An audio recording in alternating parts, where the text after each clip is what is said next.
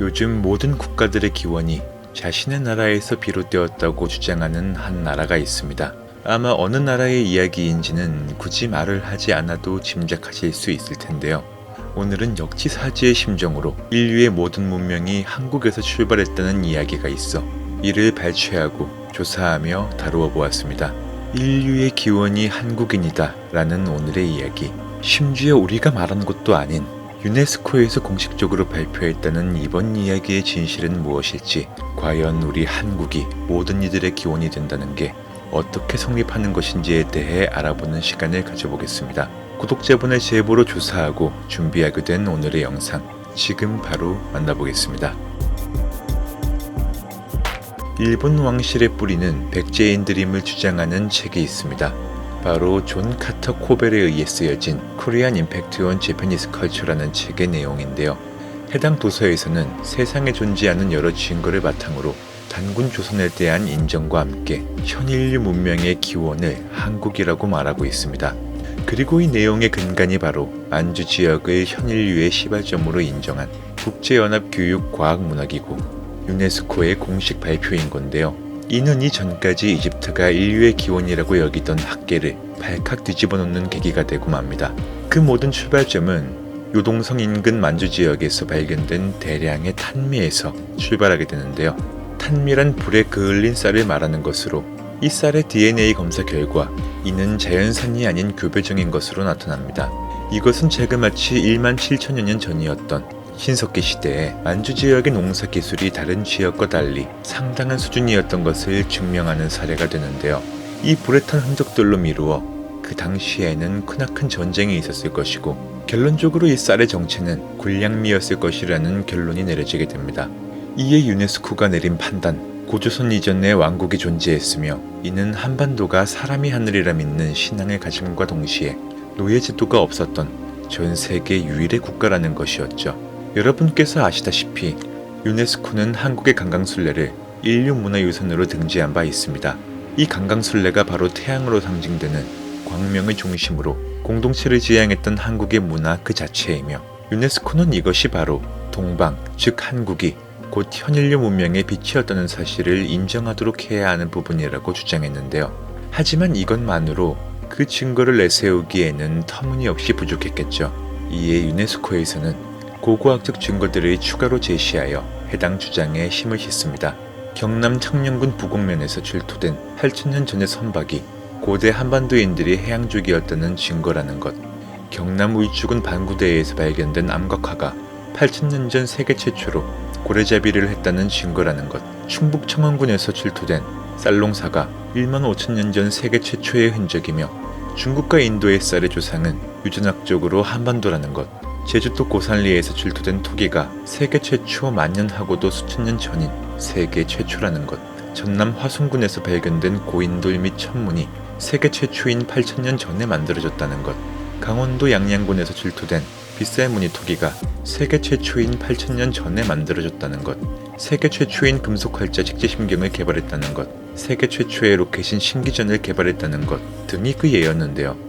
사실 해당 자료 기사 원문에는 언어적인 면이나 이순신 장군의 철갑선, 세계 최초의 체세포 개발 등등의 내용들도 있었으나 국뽕이 좀 과한 부분들이 있어 최대한 걸러 정리한 내용이 이 정도입니다. 최무선이 개발한 화포의 경우에도 화약을 먼저 개발한 것은 중국의 진시황 때 있었던 일이니만큼 누구네처럼 다 우리가 먼저 만들었다라는 접근은 오히려 사람들의 눈살을 찌푸리게 할 수 있겠죠. 그런데 유네스코의 주장은 여기에서 끝이 아니었습니다. 또 다른 증거에는 바로 세계에서 여러 차례 논란이 되기도 했던 한국의 개에게 있는데요. 미국 생물교과서에서는 세계 개들의 조상이 유전학적으로 동북아시아의 개들이며 이 개들의 조상은 유전학적으로 마구 문명의 중심지로 추정되는 서해 지역의 진돗개이고 이러한 영리하고 충성심 깊은 대한민국의 명견 진돗개가 동북아시아 개들의 모든 DNA를 가지고 있다는 주장을 합니다. 이러한 측면에서 고대 한국인들이 서쪽으로 이동하며 건설한 이집트 피라미드 벽화에도 개 가면의 그림이나 개 그림들이 많이 그려져 있는 것을 알 수 있고 이것이 고대의 한국인들이 이동하며 개들을 사육하고 육식에 이용했다는 증거라는 건데요. 여기에 한국 기원설의 출발은 지형적인 측면에서도 존재하니 고대로부터 한국인들에게 높은 산은 광명이 있다고 생각하는 태양과 비를 내리는 하늘과 통하는 장소로 여겨져 제사를 지내는 지성소로 활용되어 왔습니다. 이것이 바로 동북아시아인들의 고산 숭배이며 메소포타미아나 이집트, 아즈텍 등 사막이나 영지로 이동하여 살게 된 한국인들이 산이 없는 지역에서 피라미드나 지구라트를 만들어 제천단으로 삼았다는 건데요. 뿐만 아니라 그 증거에는 단군 신화 또한 엮여 있습니다.